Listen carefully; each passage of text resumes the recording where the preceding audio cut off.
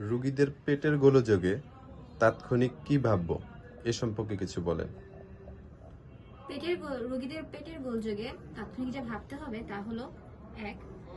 পেটের গোলযোগ হঠাৎ নাকি প্রায়ই হয় বা দেখা দেয়। 2.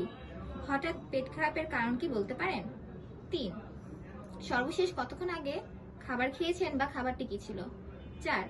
যদি শেষ খাবারটি পেট খারাপের খাবার না হয় তাহলে সেই খাবারের পরবর্তী খাবারটি কি ছিল। 5. এই ব্যথার বা সমস্যার পূর্বে অভুক্তি বা অরুচি করে কোনো খাবার খেয়েছেন কিনা। 6. এই সমস্যার পূর্বে অসহ্যকর এমন কোনো খাবার খেয়েছেন কিনা। 7. সর্বশেষ খাবারটি অতিরিক্ত বা পরিমাণে বেশি ছিল কিনা। 8. সর্বশেষ খাবারটি অনেকক্ষণ অভুক্ত থাকার পর খেয়েছেন কিনা। 9. অতিরিক্ত মশলাযুক্ত বা আমিষ জাতীয় খাবার খেয়েছেন কিনা। 10. আপনার খাবারের নির্ধারিত স্থানের বাইরে অন্যত্র যেমন হোটেলের খাবার খেয়েছেন কিনা। 11. বাচ্চাদের ক্ষেত্রে অখাদ্য বা অপাচ্য খাদ্য মুখে দিয়েছে কিনা বা দাঁত উঠতেছে কিনা। ধন্যবাদ।